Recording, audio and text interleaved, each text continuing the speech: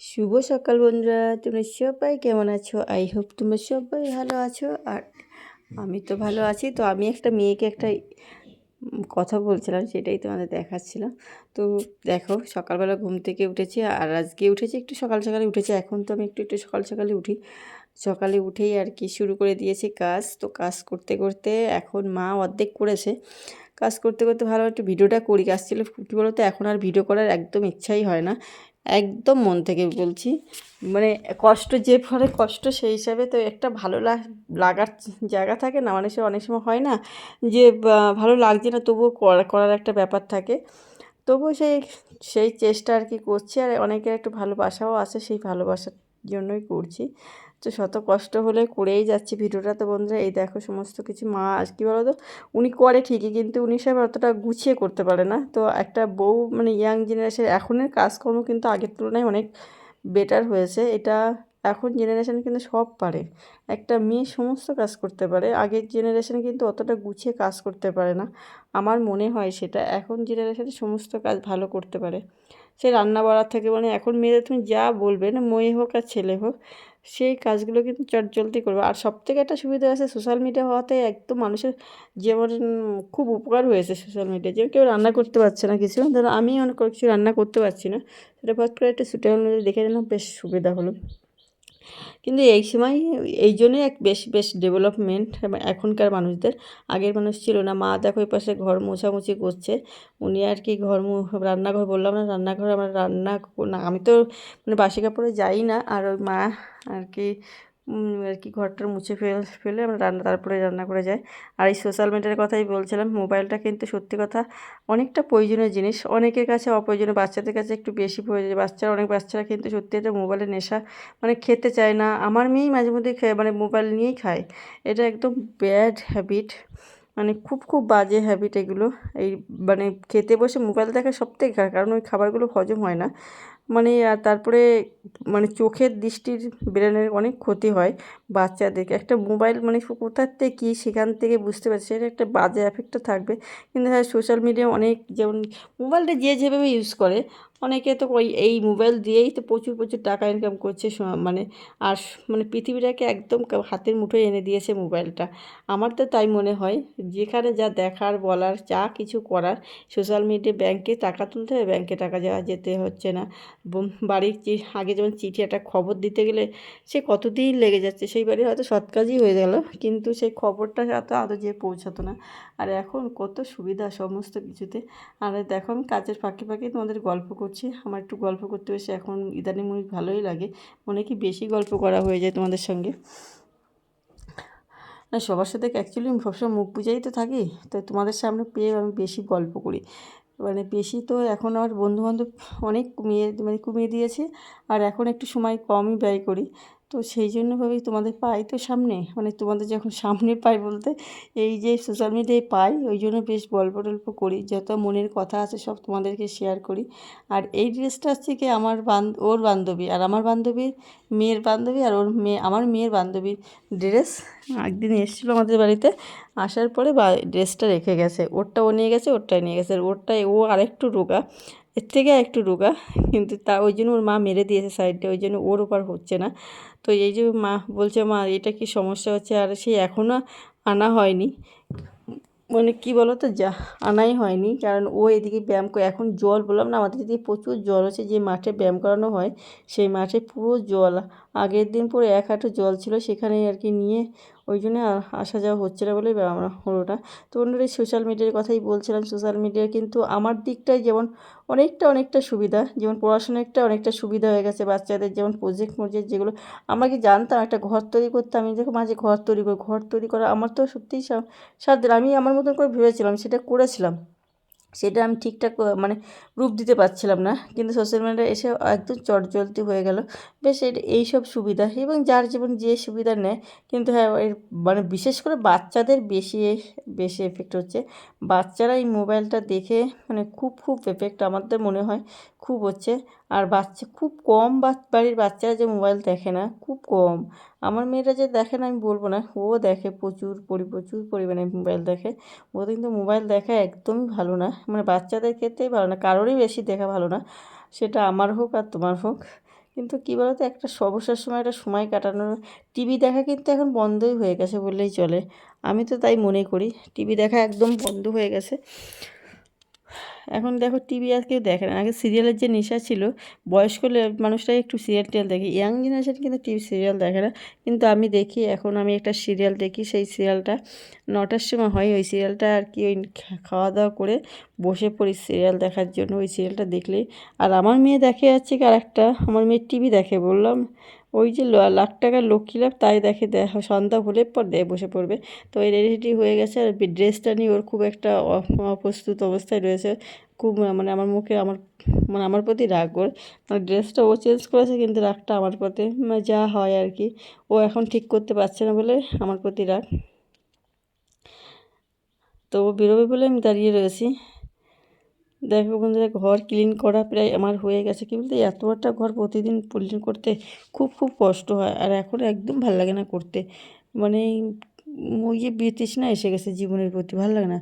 এই লোকে আমার মনে হয় যে এটা লোকের বাড়ি, লোকের সব কিছু করা, আমি করবো কেন, এরকম একটা ভাবনা এখন এসে গেছে মনের ভেতরে।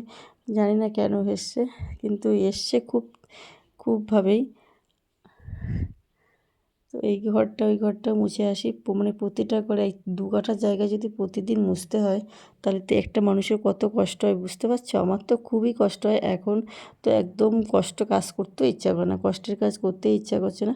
তো আর এইটা হচ্ছে গিয়ে দেখো, এখন কিন্তু মানে শীতকাল না, কিন্তু কম্বলটা প্রতিদিন ইউজ করা লাগছে, কারণ সে এখন প্রতিদিন রেগুলার বৃষ্টি হয় আমাদের প্রচুর, প্রতিটা দিন। মানে আষাঢ় মাস পড়ে গেছে, জ্যৈষ্ঠ মাস কে বলবে, এতটা পরিমাণে বৃষ্টি হয় ভাবা যায় না। তো কিছু করার নেই। কি ঠান্ডি থেকে বললাম না, এসিটা কিনা ফালতু হয়ে গেছে। এসি চালাতে মনে হয় 10-12 দিন মতো চালিয়েছিলাম এসিটা। তো এসিতে কোনো কাজে লাগছে না, একদম ফালতু। কারণ যে ঠান্ডা পড়ে, তাতে আর এসি চালানোর দরকার হয় না। আর বন্ধুরা, আমার শরীরটা একটু খারাপ আছে বলেই ভয়েসটা একটু অন্যরকম হয়ে যাচ্ছে, তুমি বুঝতে পারছো। ওই জন্য এখন আর এই বিকালবেলা একদম আমি পুরো বৃষ্টিতে ভিজে ভিজে, মানে আজকে মানে মনে হচ্ছিলো আমি সেলিব্রিটি। কেন কী বলো তো, আমি বৃষ্টিতে বিদ্যুৎ চমকাচ্ছে, এত পরিমাণে বৃষ্টি আমি দেখতে পাচ্ছিলাম না, এত বৃষ্টি এত বৃষ্টি। তো বেশি ওই ফাঁকা রাস্তায় আমি বিদ্যুৎ চমকাচ্ছে ওইদিকে।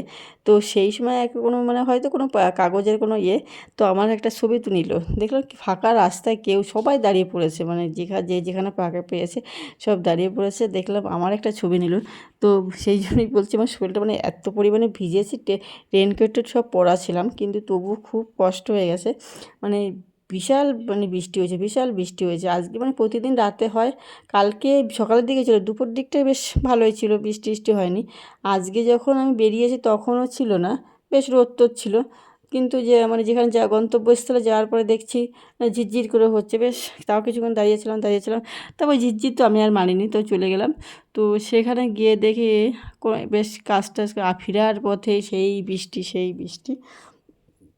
আমি তো রেইনকোটটা পরেই নিয়েছিলাম, ঝিরঝির বৃষ্টি হচ্ছিলো, তখন আমি যে ফেরার পথে আবার বৃষ্টি হবে, আবার কোথায় দাঁড়াবো, পরাটা একটা সমস্যা হয়ে দাঁড়াবে। তো সেই জন্যই রেইনকোট পরে নিয়েছিলাম। আবার ভাবলাম সবাই দাঁড়িয়েই পড়েছিল, তো ভেবেছিলাম আগে দাঁড়িয়েই পড়ি, রেইনকোট পরা আছে। রেইনকোট পরলেও কিন্তু বৃষ্টিতে মানায় না, ভিজেই যেতে হয় একদম। বৃষ্টিতে খুব বৃষ্টি হলে রেইনকোটে, টুকটাক বৃষ্টির জন্য ঠিক আছে। রেইনকোট খুব বৃষ্টি হলে, হেভি বৃষ্টি হলে কখনো রেইনকোটে মানে না।